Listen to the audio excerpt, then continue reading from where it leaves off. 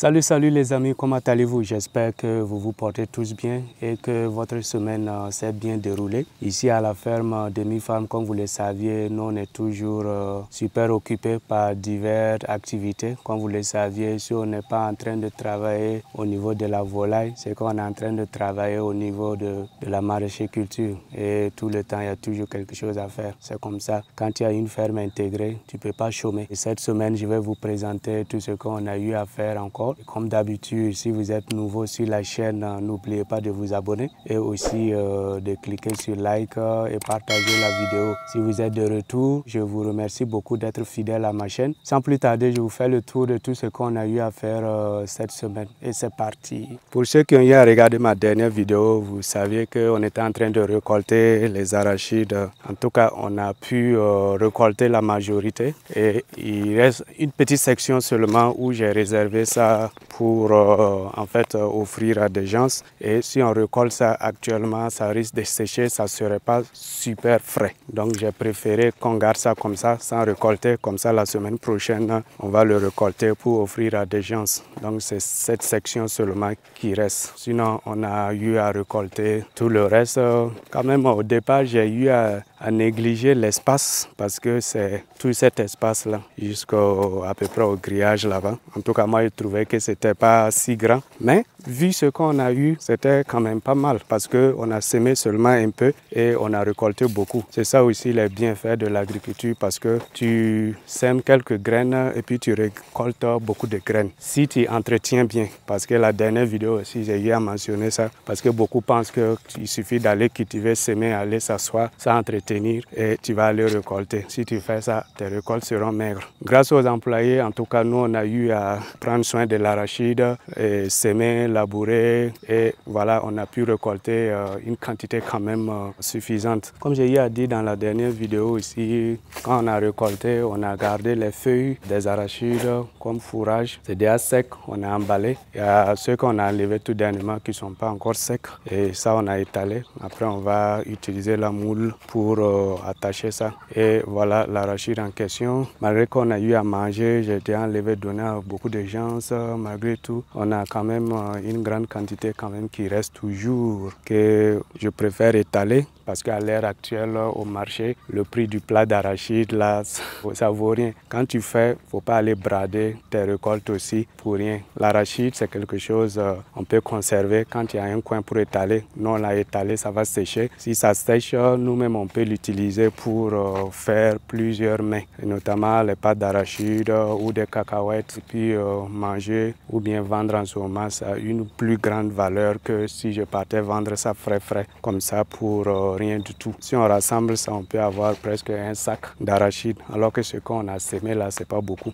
Ça, c'était ça pour les arachides et ma femme avait eu à payer des gingembres, comme on dit, tubercules de gingembre ou bien comme on dit ça. En tout cas, c'est ce qu'on utilise pour faire le jus de gingembre. Je ne sais pas si la plante aussi, on l'appelle ça gingembre ou pas. Comme je vous dis, moi, je ne suis pas un agronome de formation, je suis informaticien, mais l'agriculture aussi et l'élevage, c'est ma passion. Il y a des choses où je ne maîtrise pas toujours le nom, mais elle a payé les gingembres qu'elle n'a pas eu à utiliser, c'était en train de pousser, donc moi j'ai récupéré ça au lieu qu'on laisse se gâter. J'ai récupéré, j'ai fait des boutures et puis voilà, j'ai repiqué ça la dernière fois et on va prendre soin de ça et on verra ce que ça va donner. Et aussi la tomate, dans l'une des vidéos, je vous ai dit aussi que pour l'instant, nous on est en train de faire les transformations parce que la quantité de tomates qu'on récolte, on ne peut pas tout consommer en même temps et on est en train de faire la transformation.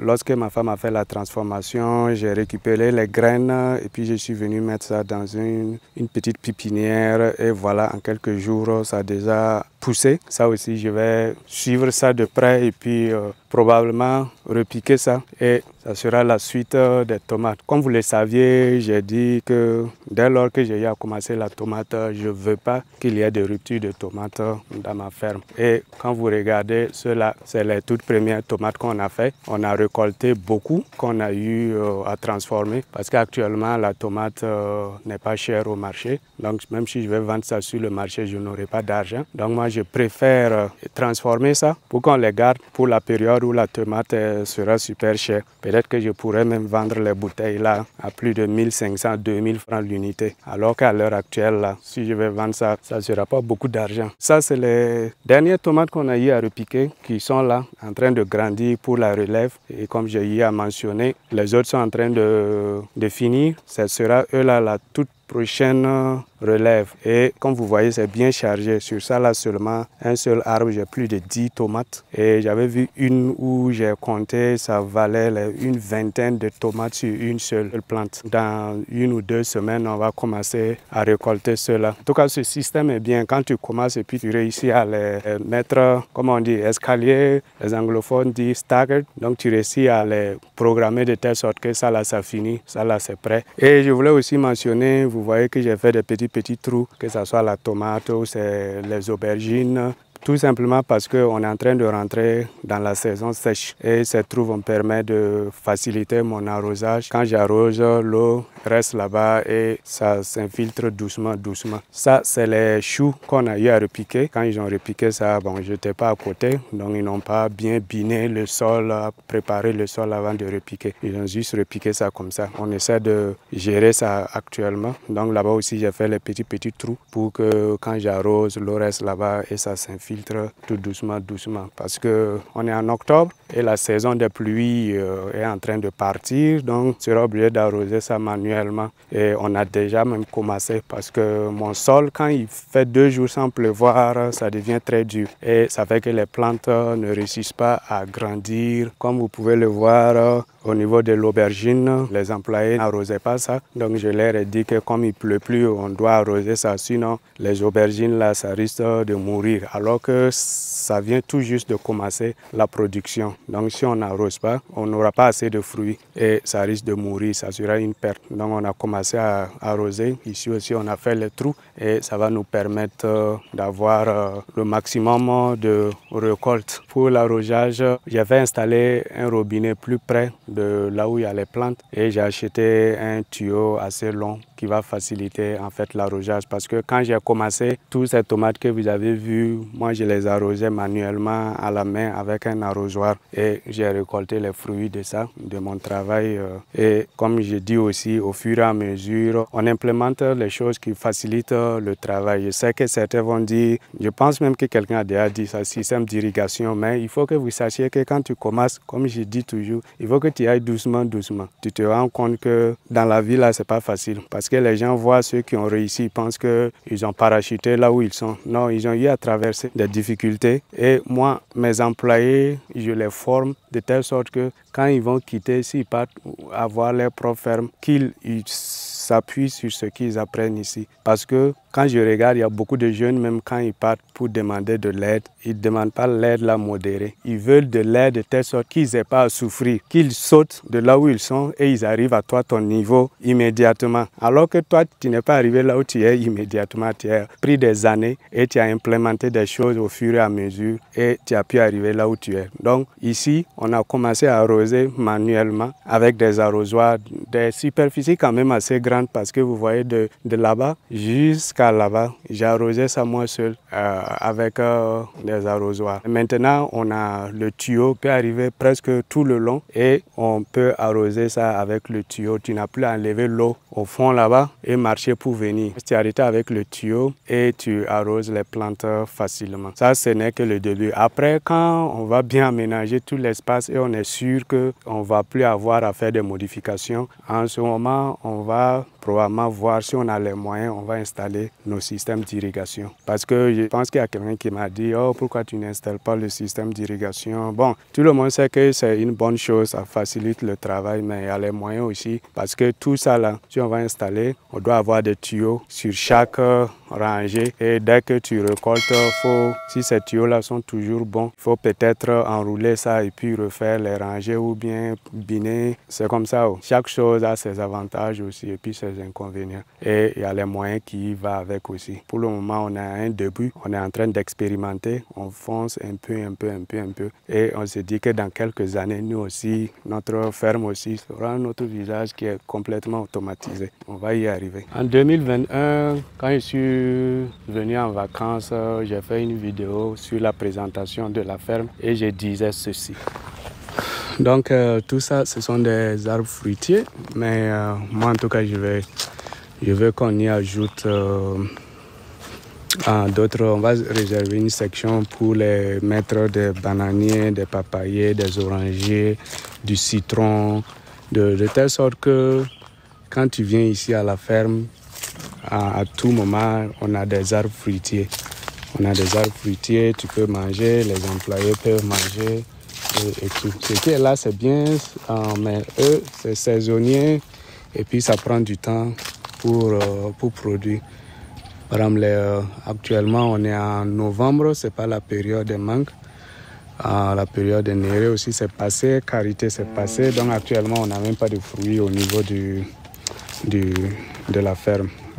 Donc, on a l'eau, donc on peut faire des trucs. Mais tout ça, il faut d'abord trouver les logements pour les animaux, pour qu'ils ne se baladent plus dans la cour. Comme ça, on pourra quand même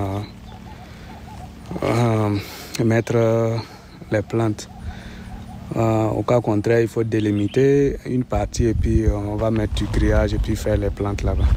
Les fruits en fait. Et en 2024, je suis arrivé et voilà, j'ai commencé à planter parce que dans la vie, il ne faut pas toujours parler seulement, il faut prendre des actions. Quand tu vois quelque chose que tu peux faire ou tu dis que tu vas faire, il faut le faire. On n'avait pas assez de plantes fruitières au niveau de la ferme. On a des mangues bien sûr, on a des anacardiers, je ne sais pas si c'est le bon mot, que ma grand-mère a eu à planter, mais on n'avait pas de plantes d'arbres comme les bananiers, papayers, goyaviers. On a quelques goyaviers mais qui ne produisent pas pour le moment. Donc on va remuer le sol, mettre plus de fumier, arroser et espérer que ça commence à produire. Donc j'ai mis plusieurs pieds de bananiers. Vous savez, les bananiers font des rejetons. Dès qu'ils vont commencer à faire des rejetons, on va ajouter plus tout autour au niveau de la ferme et on aura assez d'arbres fruitiers. Ça c'est la canne à sucre que j'ai mis aussi, qui peine à grandir, mais dès que ça va prendre, lui aussi il devient très touffu et on peut manger aussi. J'ai des papayers, j'ai des bananiers, j'ai ajouté quelques goyaviers et des citronnelles qui peinent à prendre aussi, mais je me dis que d'ici là ça va prendre où je vais les remplacer parce que comme j'ai dit, là où je suis, j'ai beaucoup de termites et puis ça là, quand je prenais ça, je n'étais pas très sûr que ça va donner, mais j'ai pris ça quand même juste pour venir tester. Donc on a eu à nettoyer le coin un peu parce que c'était plein d'herbes et on a nettoyé ça pour que nos arbres puissent avoir l'air, que l'air circule et que ça permet de respirer aussi. Si tu dis que tu vas faire quelque chose, prends le soin de l'exécuter, sinon ça sera des mots sans action. Et au niveau de l'entrepreneuriat, ce n'est pas bon. Donc il faut exécuter ce que tu dis que tu vas faire. Prends le courage à deux mains, tu le fais. Si tu passes ton temps à dire tu vas commencer et tu ne commences pas, tu ne vas jamais y arriver. Ça aussi, il faut retenir ça. La dernière chose, c'est cet endroit-là qu'on a eu à dégager cette semaine, moi et puis mon équipe, parce que c'était rempli de mauvaises herbes et j'ai fait une vidéo sur ça où je vous parlais de mon fourrage que je suis en train de faire et j'ai choisi cet endroit parce que c'est un peu au milieu des arbres pour que lorsqu'on sera en saison sèche, le soleil va taper fort que bon, les arbres puissent apporter un peu de l'ombre pour que les herbes ne brûlent pas beaucoup. Comme c'est en train de grandir d'abord, c'est pour les protéger un peu et ça a quand même un peu pris. On va ajouter un peu de fumier et puis continuer à arroser comme vous le voyez ici aussi, même chose. J'ai fait installer un robinet tout près et j'ai payé le grand tuyau parce que ici aussi au début on a eu à arroser ça manuellement et je vous dis que c'est pas du jeu. Avec le tuyau on permet quand même d'arroser ça facilement. Chaque fois je l'ai dit que les tuyaux là quand ils finissent de mettre ça à l'ombre, mais bon c'est toujours au soleil parce que le tuyau avec le soleil ça se gâte rapidement. Et cette plante fourragère, je sais qu'un des abonnés m'avait demandé où en trouver. Moi personnellement finalement, je ne savais pas où m'en procurer. Mais j'ai un ami agronome qui m'a amené ça un jour et il m'a même dit le nom. Moi, ça ne m'était pas venu. Comme eux, ils ont des termes techniques, moi, je ne savais même pas que c'était ça là. J'ai dit OK, donc j'ai pris et puis je n'ai même pas fait mes recherches. Je suis venu s'aimer ça comme ça. Alors que c'est des trucs qui grandissent. Ça grandit, oh, ça devient des arbres même souvent. Et moi, j'ai mis ça ici. Mais c'est des plantes qui donnent des graines. Quand ça va donner les graines, je vais enlever là-bas et puis mettre ailleurs, bien espacé. Et je pense que ça va réussir plus. Ça, les feuilles, les animaux mangent ça. Comme j'ai dit, moi, d'une part aussi, je fais de l'expérimentation et si ça donne, je fais ça en grande quantité. Je veux être complètement indépendant, je ne veux pas dépendre de quelqu'un. J'ai l'espace pour tout ce que je veux faire. C'est pour ça, tous ces trucs-là, quand on m'offre, je prends et je sème ou je teste et puis je vois ce que ça donne. Les amis, c'est ce que je voulais en grosso modo vous présenter. Il y a d'autres petits trucs qu'on a eu à faire que, bon, si je vais parler de ça, la vidéo sera super longue. Et en grosso modo, ce que je voulais dire. Sinon, pour le moment, je suis en train de me battre toujours pour avoir mon broyeur mélangeur. Le technicien et puis le chauffeur de camion qui doit amener ça sont en train de me faire tourner en rond. Donc moi, je les ai laissés. Quand ils seront fatigués, ils vont amener mon broyeur mélangeur. Et en ce moment, on va s'asseoir et puis parler finances parce que j'ai beaucoup dépensé de l'argent pour les appeler et essayer de voir quel jour ils vont amener ça. C'est la réalité aussi du terrain comme ça. Quand tu es loin de la ville, pour trouver les gens souvent pour amener ton matériel, surtout quand c'est grand, c'est tout un problème. Mais j'espère que, en tout cas, d'ici la semaine prochaine, la prochaine vidéo, là, ça sera installé et que je vous ferai une vidéo sur ça pour la conclusion. J'espère une fois de plus encore que quelqu'un a tiré quelque chose de cette vidéo. Merci d'être toujours là parce que, comme j'ai dit, beaucoup de gens ne regardent pas les vidéos jusqu'à la fin. Mais si tu es toujours là, je te remercie beaucoup. Prenez soin de vous. Passez un agréable week-end. On se voit la prochaine fois pour une nouvelle vidéo. Bye bye. Attention, j'ai oublié. N'oubliez pas de vous souscrire si vous êtes nouveau sur la chaîne. Si vous êtes de retour, n'oubliez pas aussi de cliquer sur like, partager la vidéo. C'est très important pour nous, ça nous aide à progresser. Notre chaîne, jusque-là, c'est bloqué à 13 000 et quelques abonnés. Il faut qu'on arrive les 14 000 puis les 15 000. Donc, n'oubliez pas de partager avec vos amis, cliquer sur like et maintenant, c'est vraiment bye bye. Bye bye.